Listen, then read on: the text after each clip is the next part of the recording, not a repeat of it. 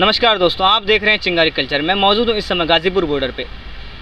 Ghazipur border पे एक इनकलाबी camp है और यहाँ पे एक जवान युवा हैं मौजूद। उनसे बात करते हैं कि वहाँ यहाँ किस मुद्दे पे बैठे हैं और क्यों बैठे हैं, कब तक ऐसे बैठे रहेंगे। क्या नाम है दोस्त आपका?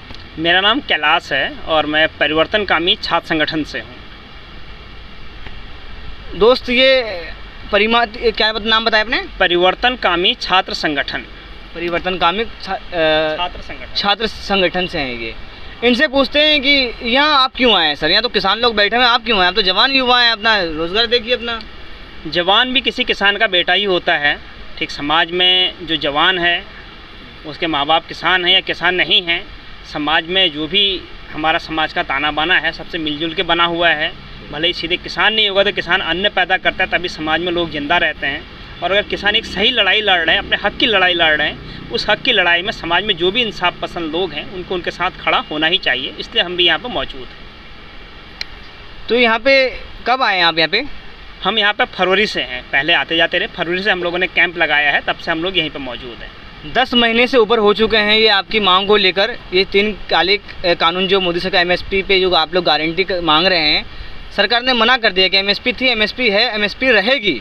इस पर क्या कहेंगे आप? सरकार मना कर रही है, आप लोग कब तक बैठे रहेंगे ऐसे? देखिए, सरकार तो बहुत कुछ कहती है, उसके बाद खुद ही कह देते हैं कि ये जुमला था।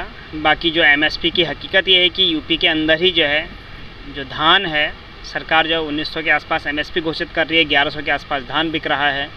ठीक, तो हकीकत तो ये है कि सरकार जो उसकी मंडियां हैं, किसान तो वहाँ तक पहुँच नहीं पा रहे हैं। जो बिचौलिए हैं, जो आड़तिए हैं, वो किसानों से सस्ते में धान खरीद रहे हैं, तब जाके वो बेच पा रहे हैं। हकीकत तो ये है कि किसानों को अभी भी नहीं मिल रही है। तो सरकार कहे भले ही, ठीक, लेकिन वास्तव में हम धरातल पर देखें तो सरकार की बात खुद ही झूठी है। वो बात किसान तक लागू हो ही नहीं रही है। ये हालत तब है जबकि किसान धरने पर बैठे हैं, आंदोलन कर रहे हैं, तब ये स्थिति है। अगर सोचिए किसान नहीं लड़ रहे होते तब तो स्थिति और बुरी होती, तब तो ये चीज़ चर्चा भी नहीं बनती है। और इसकी वजह है कि किसान आत्महत्या करते हैं, वो कोई मुकम्मल समाधान तो देखते नहीं। उनको जब कर्ज में डूब जाते हैं तो उसका समाधान उनको अपनी ज़िंदगी ख़त्म करने में ही नज़र आता है। तो ये आपको इन 7 सालों में ही नज़र आ रहा है कि इससे पहले भी दिखते थे आप?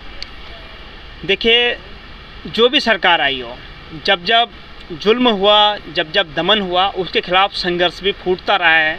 वो कि मोदी सत्ता में है या कांग्रेस सत्ता में है, ये देख के नहीं फूटता। अगर कांग्रेस के ज़माना अगर पिछले 7 साल से पहले उठा के देखें, क्या इस देश के अंदर आंदोलन नहीं हुए? निर्भया कांड इस देश के अंदर हुआ, भ्रष्टाचार के खिलाफ आंदोलन इस देश के अंदर हुआ। ये बड़े देशव्यापी आंदोलन थे। वो तो मोदी का शासन तब तो था नहीं।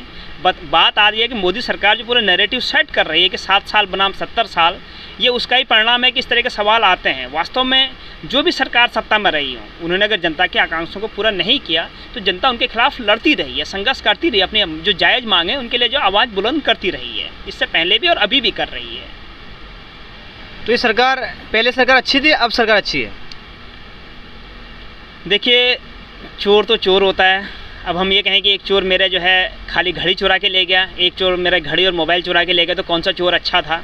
ठीक, ये तो फ़र्क इसका है। जो पहले की सरकारें थी वो भी जो है अगर देखें, पिछले 70 साल देश को आज़ाद हुए हो गए, 73-74 साल। इन 74 सालों में जो आम मजदूर हैं, जो किसान हैं, जो छात्र नौजवान हैं, उनके हालातों की तुलना करें तो तब से लेकर आज तक पूंजीपतियों की संपत्ति अरबों खरबों बढ़ गई। आम मजदूर, किसान, छात्र नौजवान वहीं के वहीं हैं। वो 2 वक्त की रोटी के लिए आज भी जूझ रहे हैं, रोज़गार के लिए फैक्ट्री चक्कर लगा रहे हैं। तो अगर हम मजदूर, किसान के, अगर जो छात्र हैं उनकी वजह से, उनके जो है जो जीवन के मुद्दे हैं वहाँ से तुलना करें तो हम पाएंगे पहले की सरकारों में भी ये चीज़ पूरी नहीं हुई।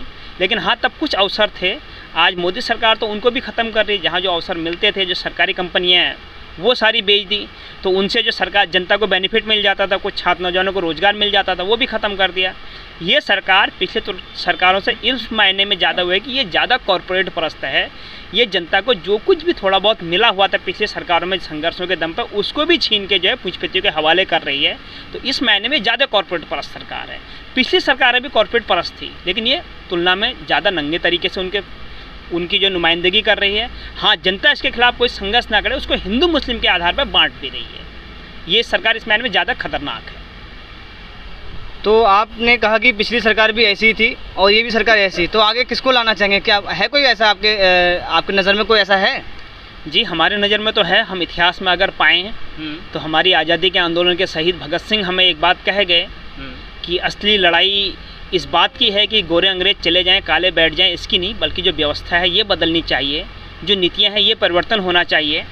सर आपने व्यवस्था बदलने वाली है, तो अम्बेडकर साहब ने भी तो संविधान लिख के गए ना। अम्बेडकर साहब संविधान लिख, उस संविधान को कैसे हटाएंगे आप? देखिए, इस बात संविधान हटाने की नहीं, संविधान जिस दौर में बना उस संविधान के चलते आज हम जहां अगर समाज में देखें, संविधान के तहत ही शासन लागू हो रहा है, ठीक, समाज में चल रहा है, लेकिन जो मजदूर हैं, किसान, छात्र, नौजवान हैं, उनके मुद्दे अगर देखें, उनकी स्थिति देखिए वो कहाँ है। क्या उनकी ज़िंदगी खुशहाल हुई? इस राज के तहत भी कौन पल रहा है? पहले अंग्रेज लूट के इंग्लैंड ले जाते थे, आज हमारे देश के अंदर अंग्रेज पैदा हो गए। अंबानी, अडानी, टाटा, बिरला, रामदेव जैसे नए नए सेठ पैदा हो गए जिनके पास पूंजी का अंबार है। आम जनता जो है 2 वक्त की रोटी के लिए तरस रही है। कल ही जो है ग्लोबल हंगर इंडेक्स की रिपोर्ट आई है, भारत 101वें नंबर, 101वें पे ही है शायद, अगर मैं सही हूँ, 101 या 104 पे हैं, या ठीक 100 से ऊपर तो भुखमरी की स्थिति है। ये उस देश में जहाँ एशिया का सबसे अमीर व्यक्ति रहता है, दुनिया का सबसे 11वें नंबर का सबसे अमीर व्यक्ति भारत का है। जो दुनिया में पहले और दूसरे नंबर के पूंजीपति हैं, अंबानी और अडानी हैं, वो भारत के हैं। ये उस देश की स्थिति है कि यहाँ भुखमरी की स्थिति में जो है 101वें नंबर पे हम देश के अंदर 117 देशों की लिस्ट में। बहुत अच्छा कहा हमारे एक साथी कैलाश जी ने। इन्होंने ये कहा कि पिछली सरकार में जो कमियां थी, लेकिन इस सरकार में कुछ ज़्यादा ही कमियां हैं।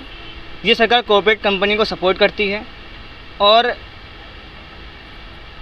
इनको बहुत जल्द बदलने की ज़रूरत है, और ये 3 काले कानून वापस लेने की ज़रूरत है। अगर नहीं लेते हैं, आगे चुनाव है, उत्तर प्रदेश में 2022 में चुनाव है, 2024 में फिर चुनाव है। देखते हैं किसान कब तक बैठे रहते हैं, ऐसे कब तक आस लगाए रहते हैं इस मोदी सरकार पे। आप देख रहे हैं चिंगारी कल्चर, मैं मौजूद हूँ इसमें गाजीपुर।